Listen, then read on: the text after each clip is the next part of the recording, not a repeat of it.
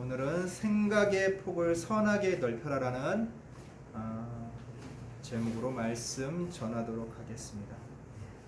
오늘 7장 1절에 보면 예수께서 갈릴리에 다니시고 유대에서 다니지 아니하심은 유대인들이 죽이려 함이러라 라고 나옵니다.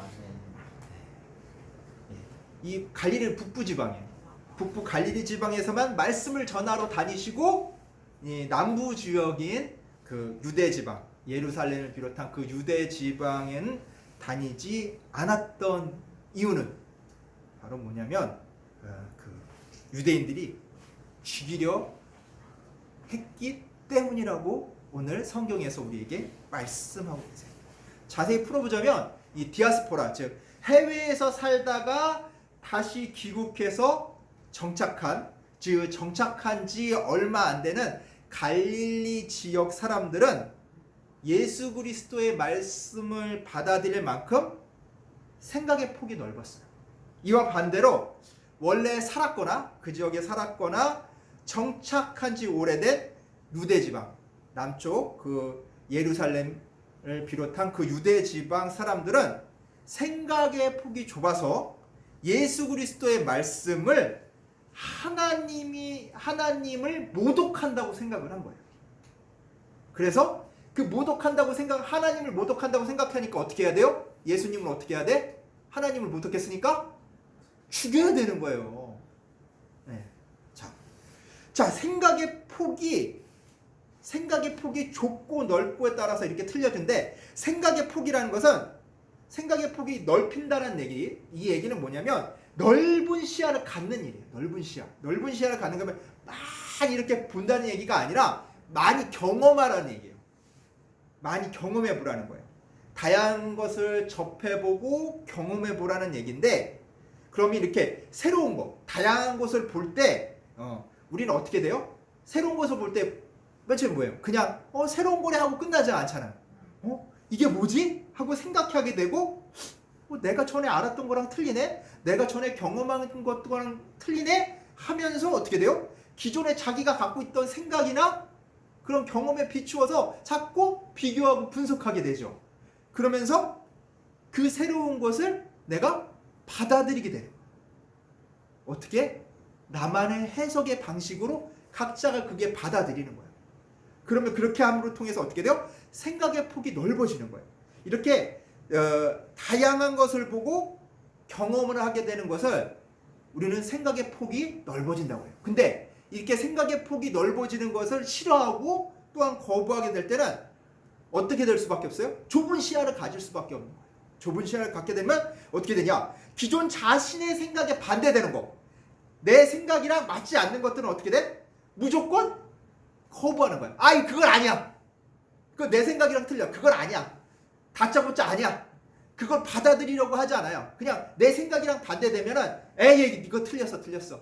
내 생각이랑 맞지 않은 건 다 틀린 거야. 이런 생각을 갖게 돼요. 그런 건 뭐예요? 생각의 폭이 좁은 거예요. 그러니까 뭐예요? 무조건 내 생각이랑 맞지 않는 것은 배척하고 거부하고 어떻게 돼요? 나중에는 미워하게 돼요. 어떻게 하기까지? 죽이고 싶을 때까지. 저게 사라져야 되니까. 미워해서 저게 사라질 때까지 그런 마음을 품게 되는 수밖에 없는 거예요. 이제 유대 사람들은 이제 그런 마음을 품게 되니까 이미 어떻게 해요? 자신들이 하나님 말씀을 어떻게 한다고 그랬어요? 잘 알고 있다고 생각했어요.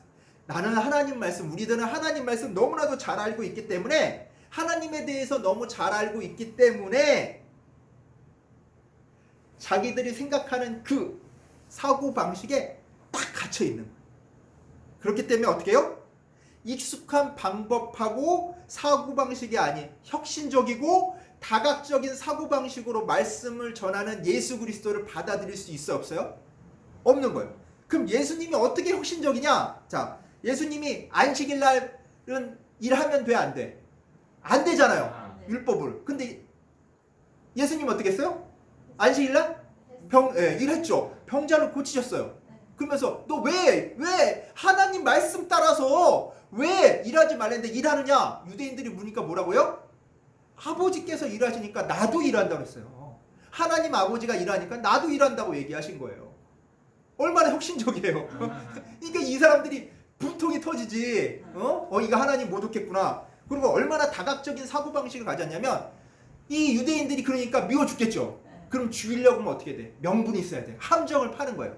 그래서 그 당시 이 유대 지방은 누가 다스리고 있었냐면 로마가 다스리고 있어요. 그러니까 로마에는 세금을 내야 돼. 그러니까 로마 동전을 다 갖고 와서 예수님한테 뭔가 로마한테 우리가 세금 내는 것이 마땅한 일입니까? 이게 옳은 일이에요? 일부러 묻는 거예요.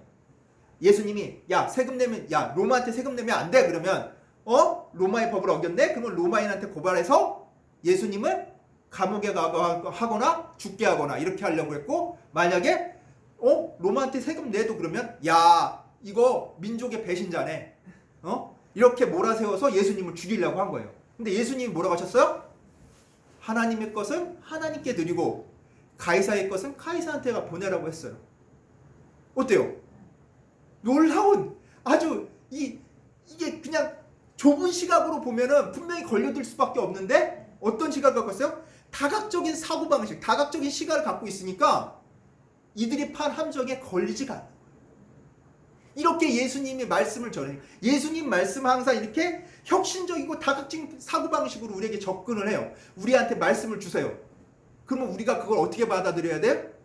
넓은 마음으로 받아요. 생각의 폭을 넓혀서 받아들여야지 좁은 내가 갖고 있는 내 생각의 폭으로 그걸 받아들이면 예수님이 말씀하신 그 정수를 옆으로 다 흘려보내고 요만큼만 받는 거야. 다 받아야지 말씀을. 요만큼만 받으니까 내 생각에 맞으면 받아들이고 내 생각에 안 맞으면 버려버리는. 그건 뭐예요? 누가 판단해? 예수님을? 내가 판단하게 되는 거야. 하나님을 누가 판단해? 내가 판단하게 되는 거야. 우리는 그러면 그걸 뭐라고 그러죠? 내가 판단하게 되는 거를 악이라고 해요. 악. 하나님이 판단하신 것을 선이라고 그러고 하나님이 아닌 것이 판단하는 것은 악이라고 그래요. 우리 기독교에서는 선악이 이렇게 구분돼요. 그러면 어떻게 돼요? 내가 하나님 믿는다면서 뭐 하는 거야? 악을 행하는 거예요. 내가 좁은 시각으로 말씀을 받아들일 때 내가 판단하고 정죄하고 내가 옳다고 생각하는 것만 걸러서 들을 때는 예수님 믿는다고 하나님 믿는다고 하면서 뭐예요? 악을 행하는 자가 돼요. 그래서 이 그들을 동안 이렇게 혁신적이고 다각적인 사고방식으로 말씀을 전하니까 유대인들은 받아들이기가 어려웠죠. 그들은 또한 어떻게 생겼어요? 예수님의 자녀가 되는 새로운 지식과 지금 보이는 내 상황. 지금 보이는 내 상황은 뭐야? 육적인 거예요. 육적인 거. 육의 세계의 구원을 초점을 둔 거예요. 지금 내가 살고 있는 세상에서 내가 어떻게든 좀 더 나은 환경, 좀 더 좋은 세상, 좀 더 내가 편한 그것이 그들이 원하는 구원인 거예요. 그러니까 그 사람들이 예수님께서 오병이어의 이적을 통해서 배불리 먹이시니까 그 사람들이 어떻게 하려고 했어요? 야, 떡 먹고 배부르니까. 맞아요. 왕으로 삼으려고 했죠. 왜? 육적인 것을 충족해 주니까. 이 사람이 왕이 되면 우리가 필요한 이런 육의 세계에 필요한 것들을 다 공급해 줄 수 있겠구나.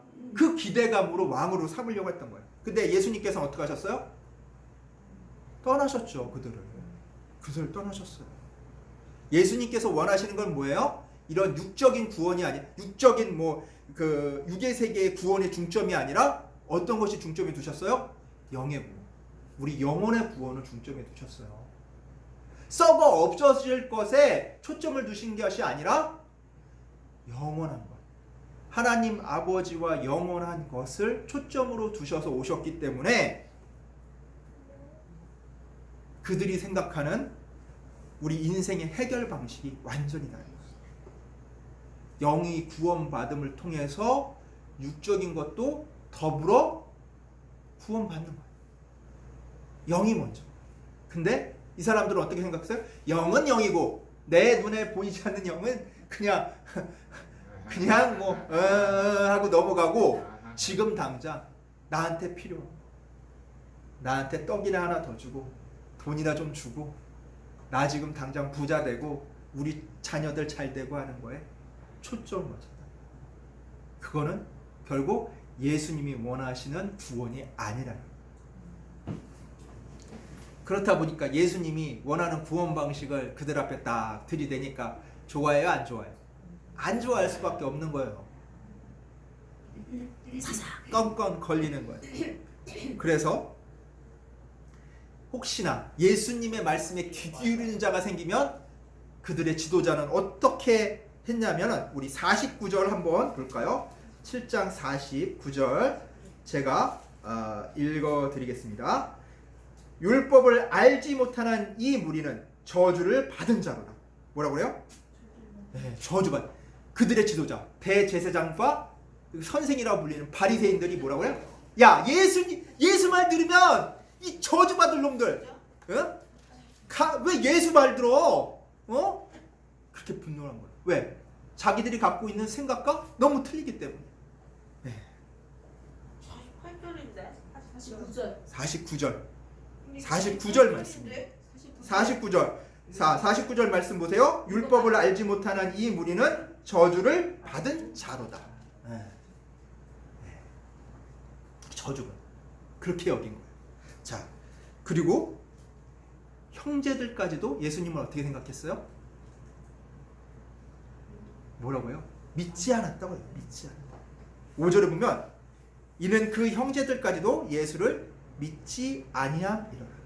믿지 않은 거예요. 예수님이 뭐로 믿지 않은 거예요? 구세주로 믿지 않은 거예요. 그리스도로 믿지 않은 거예요. 우리를 구원해줄 구세주임을 믿지 않았기 때문에 엉뚱한 얘기를 해요. 네? 초막절에 네? 자기네가 떠나면서 이번 명절에 형님도 올라가셔야죠. 형님도 올라가셔서 사람들한테 형님의 말씀을 다 전하면 얼마나 좋겠습니까? 왜 여기 시골 구석에 처박혀가지고 여기서 이렇게 얘기한다고 뭐 사람들 뭐 얼마 없는데 알려지겠어요? 중앙 무대로 진출하셔서 사람들한테 저 서울 가셔서 수만 명 모아놓고 설교를 하셔야 사람들이 형님을 알아보죠. 구세주로 형님이 진짜 하나님의 아들인 줄 알아볼 거 아니에요. 이게 뭐예요? 진짜 예수님이 말씀을 잘 전하게 하기 위해서 진짜 좋은 말로 얘기했던 걸까요? 그 속내는 아니라고 했어요. 믿지 않는다고 했어요. 구세주를 형제들조차 구세주를 믿지 않는 거예요. 네? 그럼 이 예수님의 형제들, 예수님의 형제들은 신약 62페이지에 보면 누구누구 있었는지 나오거든요. 신약 62페이지 마가복음 6장 3절입니다. 누가 한번 읽어볼까요? 6장 3절. 네, 마가복음 6장 3절. 이 사람이 마리아의 아들 목수가 아니냐? 야고보와 요셉과 유다와 시몬의 형제가 아니냐? 그 누이들이 우리와 함께 여기 있지 아니하냐 하고 예수를 배척한지라. 아멘. 자, 예수님의 형제들은 적어도 남자 형제가 몇 명이에요? 야고보, 요셉, 유다, 시몬 4명이에요. 그리고 누이들이라고 했으니까 누이도 최소한 1명이 아니라 2명 이상인 거예요. 최소한 6형제예요. 6남매예요. 6남매. 7남 예수님까지 7남매겠죠. 최소한 7남매인 거예요. 근데 이 6남매 형제들이 예수님을 믿었어? 안 믿었어? 안 믿었어요. 안 믿었어요. 네? 근데 여기에 예수님의 형제가 아니기 때문에 진짜 마리아가 난 형제가 아니기 때문에 안 믿었다라고 주장하는 게 있어요. 그게 뭐냐면 카톨릭에서는 이 마리아 하나님 그러니까 예수님의 어머니인 마리아가 평생 동정녀다. 예수님만 낳았다라고 주장을 해요. 네. 그들은 주장해요. 왜 이런 주장을 할까? 왜? 그게 뭐냐면 성모 무염시태라고 해요. 무염시태. 말하면 그 성당 같은 데 보면 성모상 놓고 그 옆에 한글로 무염시태라고 써놔요. 그러니까 사람들이 저게 무슨 말이지? 무염시태가 무슨 말이지 하는데 이 한자예요. 없을무 물들여 비로소 시 아이벨테. 예, 이게 뭐 영어로 하자면 immaculate conception이라고 해요. 그러니까 뭐냐면 더럽혀지지 않은 임신이라는 거예요. 더럽혀지지 않는 임신이란 무슨 뜻이냐면 죄에 더럽혀지지 않은 임신이라는 뜻인데 이 구세주 예수 그리스도는 죄가 있어요, 없어요? 없으시죠. 죄 없는 예수님이 태어나려면 자, 예수님의 어머니가 죄가 있어야 돼요, 없어야 돼요? 그래, 이렇게 생각한다고. 죄 없으신 예수님이 태어나기 위해서는 엄마도 죄가 없어야 된다고 생각을 하는 거야. 일반 사람들의 생각으로는. 근데 인간은 죄가 있어요, 없어요? 있어요. 모든 인간은 죄가 있어요. 예수 그리스도는 성령으로 잉태하셨기 때문에 죄가 없는 거예요. 모든 인간은 죄가 있어요. 근데 죄 없는 예수님이 태어나야 된다고 생각하니까 그 엄마도 죄가 없이 태어났다고 보는 거예요. 그러니까 죄 없이 태어나려면은 나중에 죄 지으면 돼, 안 돼? 안 되죠. 그러면 그 다른 사람이랑 결혼해서 이제 결혼을 했잖아요. 요셉이랑 결혼해서 애를 낳으면 돼, 안 돼? 안 되는 거야. 그 생각으로는 평생 죄 없는 상태로 살아야 되는데 그렇잖아요. 그러니까 예수님의 형제들이 있다고 봐, 없다고 봐? 없다고 보는 거예요. 그럼 뭐라고 해요? 친척들이라고 하는 거야. 친척들이라고. 야, 사촌들이다. 네? 이렇게 말도 안 되는 얘기를 하는 거예요. 그런 인간적인 생각으로 인간적인 좁은 시각, 생각의 폭이 좁으니까 그것만 보라보니까 넓게 바라보지 못하니까 어떻게 돼요? 자들이 생각하는 그곳에 딱 재단하는 거예요. 그리고 자기들이 생각하는 것에 성경 말씀이라도 아닌 것들은 어떻게 돼? 이건 아니다. 자기들의 생각에 맞춰서 다 성경 말씀들을 재단해 버리는 거예요. 잘라 버리는 거예요. 하찮게 여기는 거예요. 우리도 그런 잘못을 저지를 수 있다는 거예요. 자, 잘 봐요. 죄가 있는 인간의 몸에서 죄가 없는 예수 그리스도가 태어날 수 없다고 하는 생각이 어떻게 돼요? 결국 성경을 어떻게 해요? 잘못 해석하는 그런 데까지 나왔죠. 자기가 원하는 방향으로 성경을 보려는 그런 잘못들이 있어요. 그러면 그게 어떻게 되냐면 성경 자체도 내용은 어떻게 돼요? 자기가 원하는 방향으로 해석을 해서 어떻게 할까? 쓰겠죠. 그렇게 변개된 해석을 하는 성경들이 있어요. 그게 성중립적인 그런 단어를 써서 성경을 해석하는 풍조예요.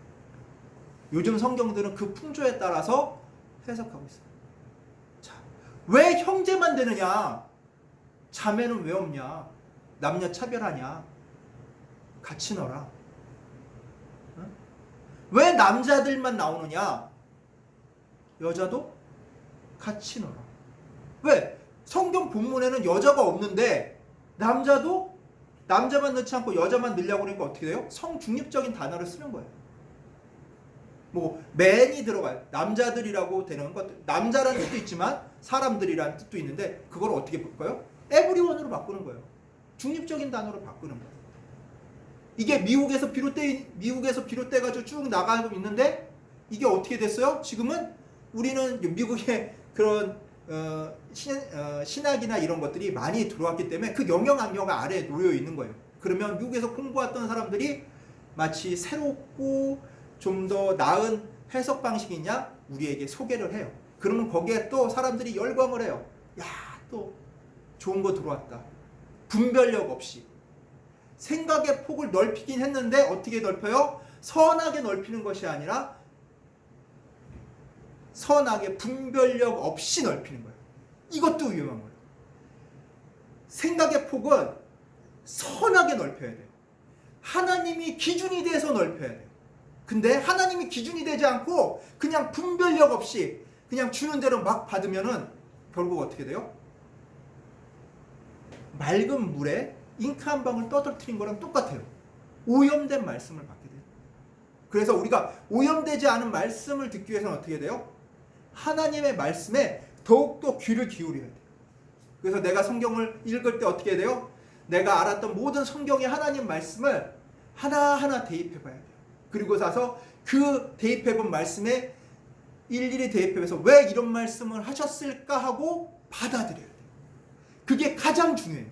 그렇게 우리가 성경을 읽고 받아들여야지만 생각의 폭이 어떻게 돼요? 선하게 넓혀질 수 있는 거예요. 분별력을 가져야 돼요. 우리가 말씀을 읽을 때 그 분별력은 어떤 분별력을 가져야 되냐? 선하신 하나님의 기준으로 그 분별력을 가져야 된다. 그럼 선하신 하나님의 기준을 우리가 어디서 어떻게 알 수 있어요? 그건 내가 말씀을 읽음으로 통해서 그 말씀이 쌓이고 쌓이고 쌓여서 알게 되는 거예요. 하나님의 말씀은 하나부터 100까지 처음서부터 끝까지 온전하신 말씀이에요. 서로 상충되거나 충돌하거나 서로 분열되게 하는 말씀이 없어요. 그런 기준하에서 왜 하나님께서 우리가 인간적인 눈으로 볼 때 왜 요 말씀하고 요 말씀하고 충돌되나? 이때 이 말하고 저때 저 말하고 자기의 처지와 형편에 따라서 이렇게 말을 바꿔야 되나? 이렇게 보는 것이 아니라 왜 하나님께서 어떻게 무슨 의도로 이런 말씀을 하셨지를 우리가 파악해야 돼요. 그 파악하는 방식은 뭐다? 하나님 말씀이 기준이 됩니다. 그래서 우리가 어떻게 해야 돼? 말씀이랑 가까워져야 돼. 그리고 말씀을 또 가까워지는 방법이 뭐 있어요? 그 말씀을 내가 묵상해야 돼. 그러면서 나의 생각의 폭을 선하게 넓혀야 돼. 좁은 생각의 폭으로 예수 그리스도를 죽이려고 했어요. 유대인들. 하나님을 안다고 하는 사람들이 하나님을 진짜 알았어요? 몰랐어요. 응? 우리가 이렇게 하나님의 생각을 제대로 모르고 하나님을 안다고 모르면은 자기 좁은 생각의 폭으로 하나님을 받아들이게 되면 악을 행한다고 그랬죠. 악은 뭐예요? 악은 사탄의 도구가 돼요. 우리가 교회 다닌다면서 하나님을 믿는다고 하면서 어떻게 되냐면 사탄의 도구로도 사용되어질 수 있다는 거예요.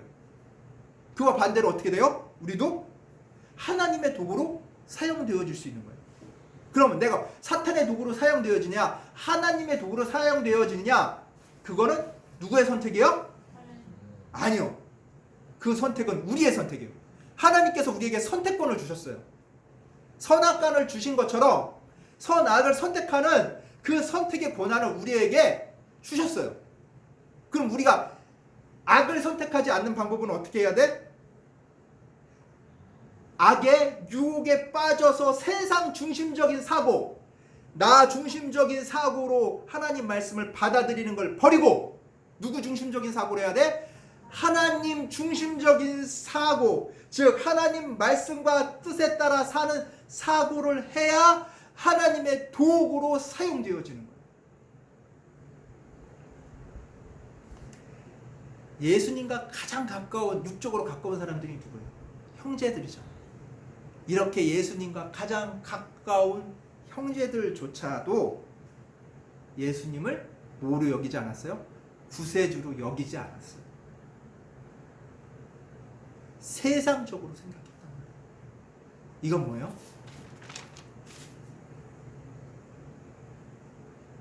육적인 것은 신앙과 별 관계가 없는 거예요. 즉 혈통은 신앙과 별 관계가 없는 거예요. 내 아버지가 예수 믿었다고 소용없고 내 어머니가 예수 믿었다고 해서 소용없어요. 우리 조상 대대로 예수 그리스도를 믿었다고 해서 소용없어요. 공산주의자 저 북한에 김일성은 김형길이라고 복실한 기독교를 믿는 장로님 아들이었어요.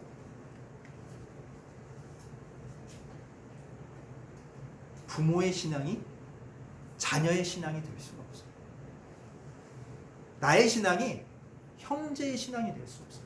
형제가 뭐 아무리 장로, 전도사, 목사여도 그 신앙이 내 신앙이 될 수가 없다.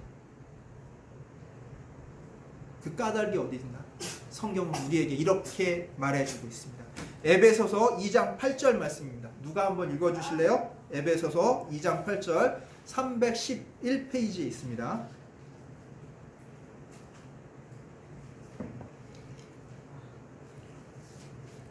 에베소서 2장 8절 311페이지입니다. 한번 찾으신 분 한번 읽어주세요. 너희는 그 은혜에 의하여 믿음으로 말미암아 구원을 받았으니 이것은 너희에게서 난 것이 아니요 하나님의 선물이라. 아멘.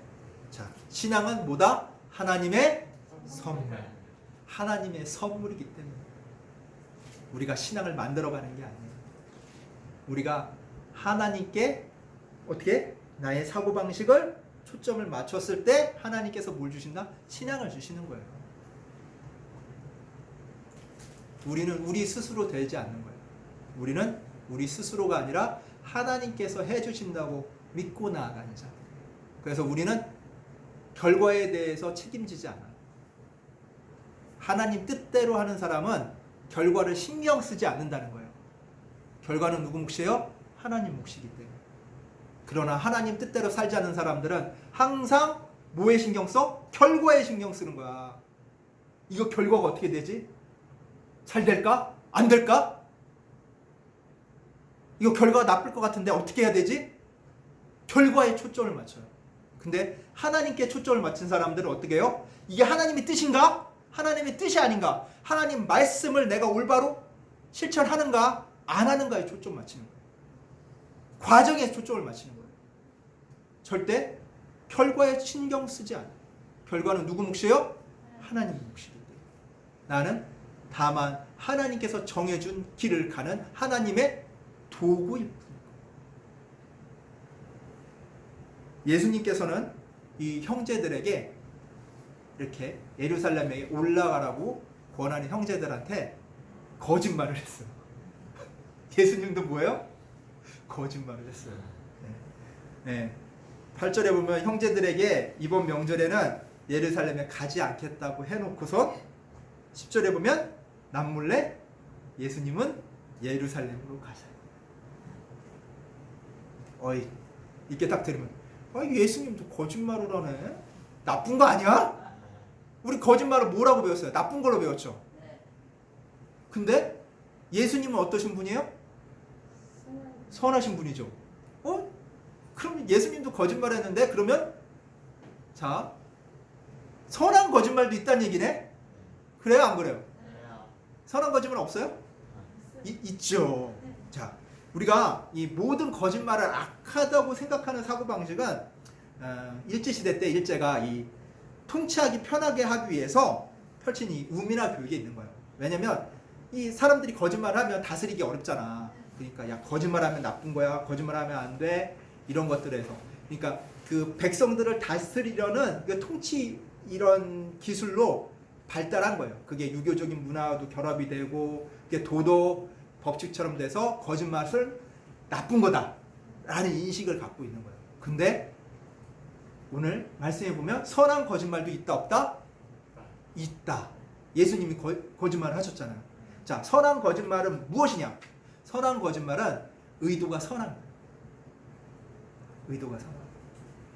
다 이제 아픈 환자가 있어요. 자, 이제 자기는 이 사람은 의사가 볼 때는 며칠 못 살아. 근데 이 사람은 이번 겨울에 눈이 내리는 걸 보고 싶은 거야. 의사 선생님, 저 이번 겨울에 내리는 눈 볼 수 있을까요? 그럼 의사 선생님이 거짓말 안 한답시고 2, 3일이면 곧 죽게 생겼는데 어떻게 눈을 봅니까? 지금 아직 가을입니다. 몇 달 더 기다려야 볼 수 있는데 제가 볼 때는 의료상 견해는 2, 3일 내에 돌아가실 것 같으니까 눈 보는 건 포기하십시오. 이건 사실을 얘기한 거잖아요. 근데 어떻게 얘기하겠어요? 여러분이 의사라면 선생님, 환자분 걱정하지 마세요. 충분히 이번 겨울 눈 오는 것도 보시고 다음 겨울 눈 오는 것도 보셔야죠. 치료 잘 받으시면 충분히 볼 수 있습니다. 힘내시고 빨리 나으실 생각만 하십시오. 이렇게 얘기할 거 아니에요. 이거 거짓말이 아니에요. 거짓말이죠. 근데 이 의도가 어때요? 선한 거예요. 자, 그러면 진실을 얘기해. 사실을 얘기해. 사실을 얘기한다고 다 선한 걸까? 네. 그게 어디 나오면 창세기에 사탄이 뱀이 사람을 하와를 유혹할 때 어떻게 해요? 자, 이 선악과 먹으면 죽는다 안 죽는다? 죽는다고 하나님께서 말씀하셨는데 야 먹어봐 안 죽어. 그리고 이 선악과 먹으면 하나님처럼 눈이 밝아져서 선과 악을 구별하게 될 거야. 거짓말 했어요 안 했어요? 안 했어요. 봐봐요. 자 선악과 딱 먹었어. 먹자마자 막 독약처럼 오 하면서 하와 죽었나? 아담 죽었나? 안 죽었잖아. 근데 어떻게 돼요? 선악과를 먹으면 그 당시는 안 죽었지만 죽을 수밖에 없는 운명이 돼버린 거예요. 죽을 수밖에 없는 운명이 돼요. 그리고 하나님처럼 됐어요 안 됐어요? 됐죠. 왜? 하나님처럼 선과 악을 구별하게 됐잖아. 그 전까지 선과 악, 좋고 나쁜 것을 구별하시는 분, 판단하시는 분은 누구였어요? 하나님이셨어요. 이제 내가 선악과를 먹었으니까 어떻게 돼? 아담과 하와가 나쁘고 좋고 나쁜 것을 누가 구별해? 누가 판단해? 자기가 판단하게, 사람이 판단하게 된 거예요. 각자가 서로 생각하는 게 좋고 나쁜 것이 다 틀리잖아. 그쵸? 이 나라도 마찬가지예요. 서로 좋고 나쁜 것이 틀리면 어떻게 돼요? 사람끼리는 싸우겠죠? 나라끼리는 어떻게 해요? 네, 싸우면 전쟁하는 거예요. 서로 죽이는 그런 일까지 벌어져요. 어떻게 돼요? 선악과를 먹어서 좋은 게 하나도 없죠. 그건 뭐예요? 악한 거예요. 악한 의도로 사실을 얘기하는 거예요. 그 안에 감춰진 선악과를 먹으면 안 되는 이유. 선악과를 먹으면 죽을 수밖에 없는 운명이 되고, 선악과를 먹으면 판단 기준을 각자 가져가기 때문에 다툼이 일어날 수밖에 없는 그 이유를 알면서도, 사탄은 알면서도 그것은 쏙 빼놓고 얘기 안 했어. 얘기 안 한 건 거짓말 아니잖아. 그리고 겉으로 드러나는 사실만. 세상을 악하게 만드는 자들의 패턴은 이 사탄하고 똑같아요. 진실을 얘기해요. 사실을 얘기해요. 근데 어떻게 돼? 자기들한테 유리한 사실만 얘기해. 자기들이 원하는 사실들만 얘기하는 거예요. 그럼 그 중간에 감춰진 진실들은 어떻게 돼요? 사람들이 왜곡하게 만드는 거예요. 그게 악한 거예요.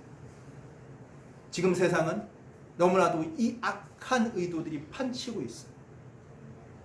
사람들은 거짓말만 안 하는 것이 선하다고 생각하는데 그게 아니라 우리가 분별력을 가져야 돼요.